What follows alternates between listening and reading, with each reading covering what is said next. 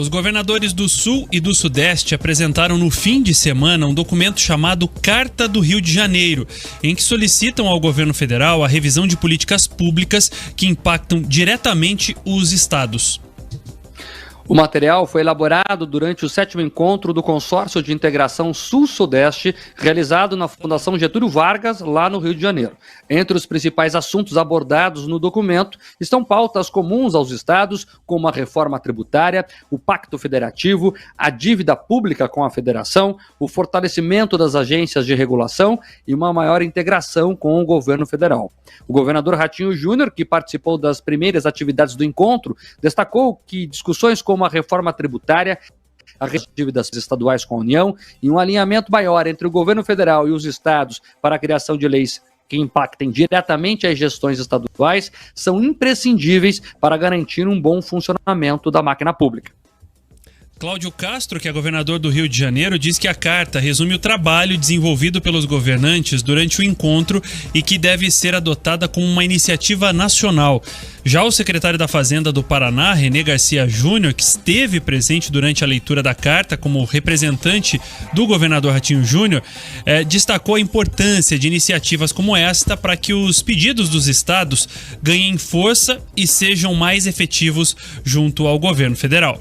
Os pontos principais, eles chegaram através de um consenso firmado entre os estados sobre os pontos relevantes, que seja a questão do Pacto Federativo, a questão da dívida envolvendo os estados, seja envolvendo a questão da necessidade de compensação da Lei Complementar 192 e 194 e as perspectivas futuras para a questão da convergência entre projetos de lei dentro do Congresso Nacional e a necessidade de adequação desses projetos de lei às despesas dos estados, dos entes federativos.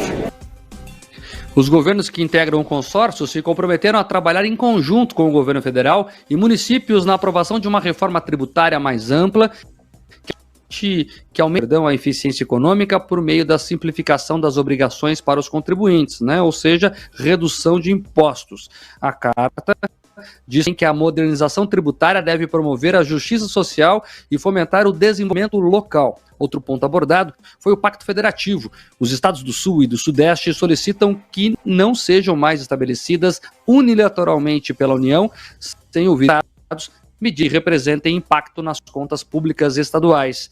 Os estados pedem também que a União inicie um processo de compensação das perdas de arrecadação com ICMS impostas por 2 leis no ano passado, cujos efeitos somados impuseram, até dezembro do ano passado, mais de 45 bilhões de reais em perdas aos estados. O dever de compensar está previsto na própria. Olha, o documento também solicita a revisão do modo como as dívidas são cobradas dos entes federados. Hoje, o Sul e o Sudeste correspondem a 93% da dívida pública com a União, representando cerca de 630 bilhões de reais. E segundo esta carta, é insustentável que os estados paguem essa dívida e ainda invistam em infraestrutura, modernização e na manutenção dos serviços públicos essenciais.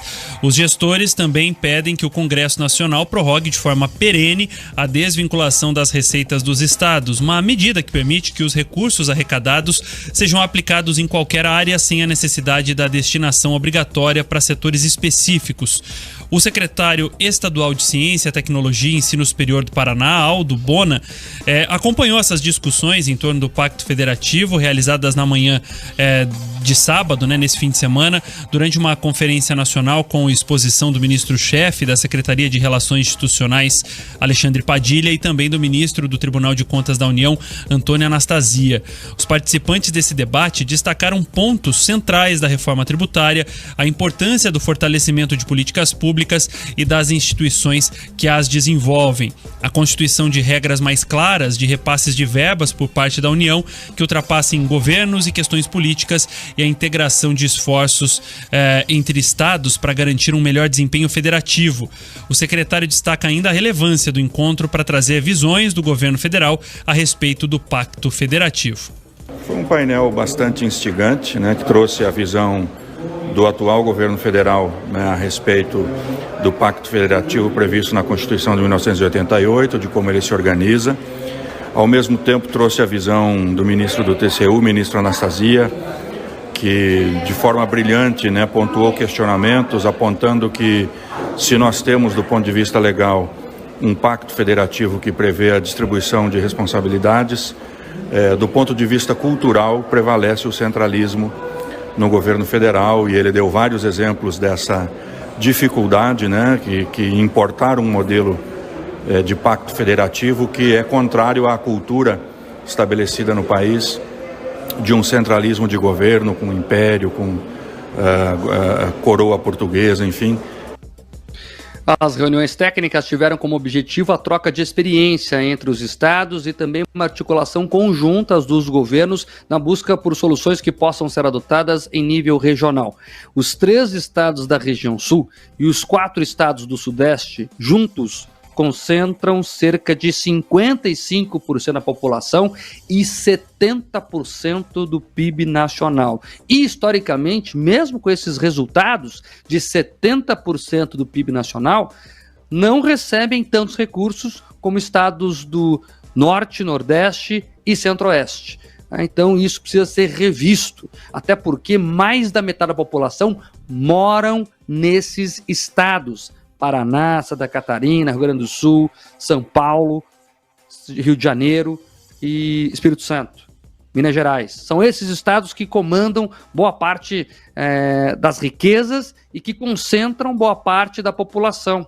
E, historicamente, eles não se unem como estão se unindo agora. Então, é um movimento muito interessante que mostra a força da região e também pede mais atenção de Brasília. Que, no limite, escola, o pedido final é esse, o pedido principal é esse. Brasília, olhe pra gente.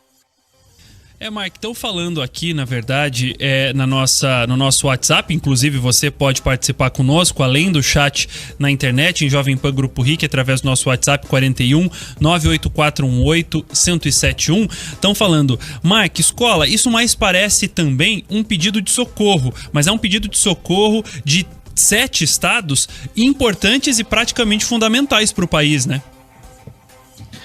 Fundamentais, a gente trouxe aqui o dado, 70% do PIB está concentrado nesses estados, né? E mais da metade da população também, 55%. Então, ninguém aqui tá dizendo para abandonar essa região aquela, não é nada disso.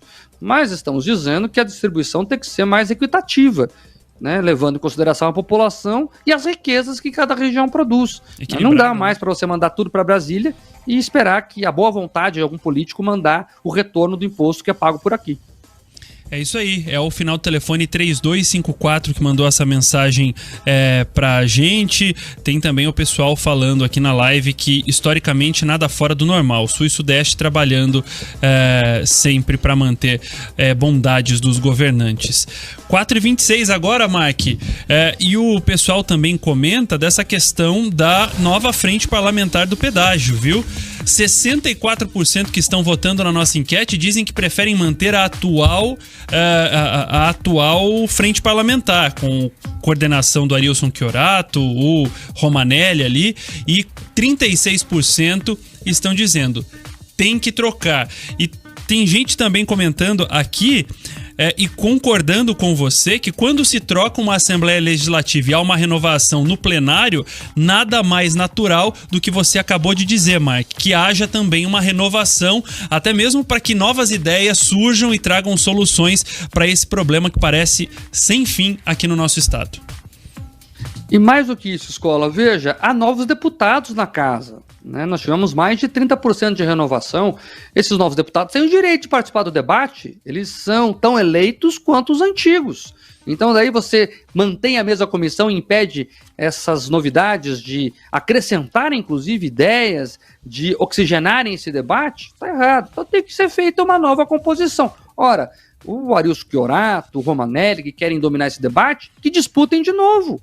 Mudou a legislatura, eles que disputem novamente, né, e vão poder aí, se eleitos forem, continuar com o discurso que eles querem. Agora, não dá para ninguém se perpetuar no poder por uma questão burocrática, né, oficialesca. Não, porque eu já estava aqui. Ué, a legislatura é outra.